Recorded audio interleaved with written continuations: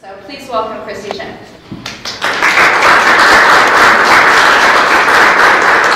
Well, thank you guys so much for having me here today. I've been at Dittoe Public Relations for the last 5 years. And before that, I actually interned quite a bit at some TV stations up in Fort Wayne and got to see that side of working with the media, being the media. And I really got to see, during our news assignment meetings in the morning and the press releases that would come in, what was being covered by the news station and what would just get scrapped. Public relations is a strategic communication process that builds mutually beneficial relationships between an organization and their publics. So in my opinion, PR is any activity. Maybe it's media, working with the media, getting media coverage. Maybe it's putting content out there on your blog. Maybe it's putting out a press release. Any activity that builds awareness of your brand, of your leadership, of your product, of your service. It engages with your audience, makes them engage with your company, and then it also influences behavior. So a lot of times people will ask me, why is PR powerful? It's powerful for a number of different reasons. So when you're working on your marketing campaign, a marketing campaign can come up with an idea. That campaign doesn't necessarily change relationships or change perceptions, but marketing can create that campaign. And then advertising can dress it up in creativity and hire a bunch of eyeballs to watch your campaign for 30 seconds at a time. But PR is really what is capable of building relationships and really just getting that loud, constant noise out there. It's not a temporary splash. It's the type of awareness that just creates this constant stream that carves out canyons. Good public relations is carefully planned. It's consistent. It's an effort to establish your company's identity and a way for you to maintain credibility and really just to promote your communications between your company and your audience. You really want to create that credibility so that when the time comes, your audience knows you're the person to go talk to when I need wedding favors. Or when I need a wedding cake, that's the expert, she's the best in town. Everything we do is all about earned media coverage. We don't pay for anything. We don't pay for advertisements, we just display ads, anything like that, that's not us. We're there to take a great story idea to the media and have them genuinely like it, respect it because it's timely, it's relevant, it's interesting, and have them do a segment or do an article about that particular story idea for free because that's what the media does. So we are responsible for getting our clients' names in the headlines, and that's something that we really excel at. That's really the bread and butter of what our firm does. Other activities that we do on a daily basis. Thought leadership campaigns. So we're constantly looking for ways to give our clients that credibility for their expertise. Maybe it's an award nomination that we're filling out for them, or discovering a speaking opportunity for them to get out there and get their message out to their audience. Social media has become a big part of what we do as well. So managing everything from creating the strategy to the daily content creation to monitoring what's being said about a company. That's all part of our social media support. And then internal and external communications. Again, just getting out those newsletters or getting out those blog posts, press releases, anything to get that communication out to your public.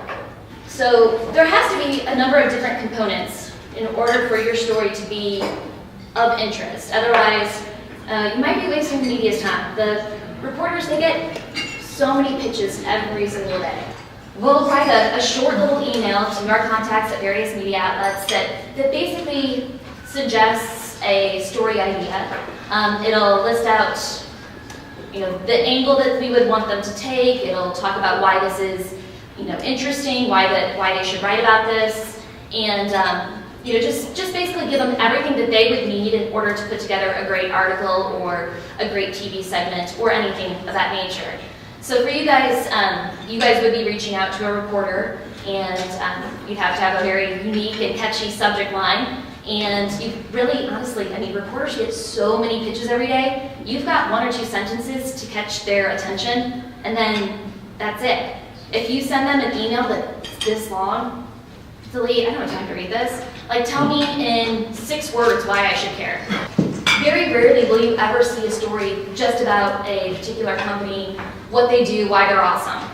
That's not really what media coverage usually looks like. Usually, in your case, you're going to be wanting to pitch stories of, why you're the expert and commenting on trends within the industry or something of that nature. So, certain things to think about when pitching a story idea. First of all is timeliness, and this is so important. News has to be current. So, how to tell if your news is current? First of all, is it linked to a current event? Is it linked to a holiday? Can your story be linked to another event that has national recognition? And does your story add information to an event or a situation that's already being extensively covered by that media? So for you guys, most media outlets here, they tend to cover stories about weddings in the traditional wedding months, so spring and summer. If you're wanting media coverage here in the winter, you need to think of a timely angle on why they should talk about that now. So maybe you found like this great statistic about why winter weddings are becoming more popular. Like in 2011, 10% of couples got married in the winter months, and this is up 5% from previous years. And then talking about trends in winter weddings and whatnot. Or maybe you realize that it's engagement season right now, and over 60% of couples get engaged during and around the holidays. So here's tips for newly engaged couples on what they should be doing at this point. So again, you always want to make sure that it's timely. You don't want to start pitching winter weddings in April. You want to pitch that now, and you don't want to pitch summer wedding ideas right now because the media doesn't care. That in their mind, that's so far away that summer wedding trends, they don't care right now. Media coverage is if your story includes somebody who's a prominent member of society. This will draw attention to the story, such as political figures, athletes, other local celebrities, and people that are just in positions or well known within their communities. So for instance, maybe you are the event planning firm that's tackling Zubilation. I know nothing. I don't know who planned Zubilation. I have no idea. So, that's a huge event, and that's a way to connect with the media because this is a prominent event. People are going to want to know what's new this year, what's going on at Zubilation. So that's an example of prominence. And then maybe you're planning a wedding for one of the Pacers, and with their permission, they've allowed you to contact the media about it and kind of to share their special day and give you credit as the mastermind that threw this awesome wedding. So working with the local media, you have to be local.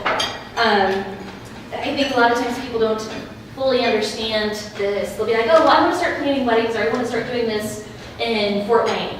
Fort Wayne doesn't care because you're headquartered in Indy. Your only experience is with Indianapolis events. You've never worked with a Fort Wayne event. You have no ties to that other market. So that's one thing that you want to make sure that you're showing, that you are local, that you're the expert in this industry. You've already planned 35 weddings in Indianapolis in the last 2 years alone. So just again, showing proximity. The media loves weird stories. So if it's like an interesting, like an interesting trend like a trash the dress photo shoot, that's kind of weird, and people are starting to talk about that more and more often.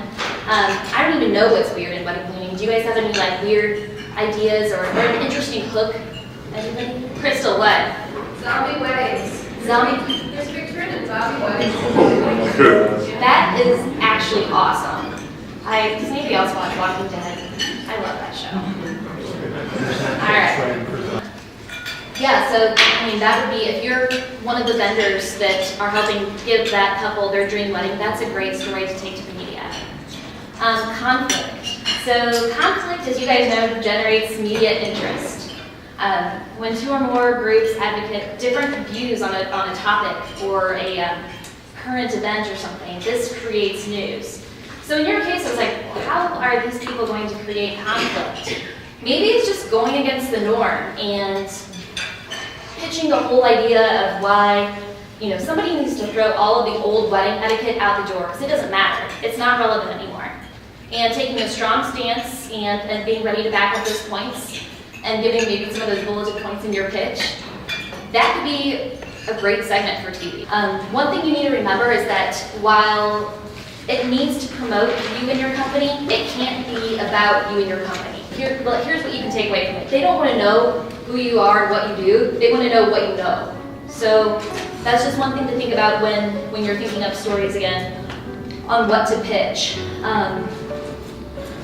So get incorporated into articles or trend pieces and how-tos. For instance, the 5 hottest wedding trends for spring weddings, how to select the right photographer for your newborn's first photo shoot. Those are the types of stories that you guys should be pitching on your own. Any type of story that positions you as the expert.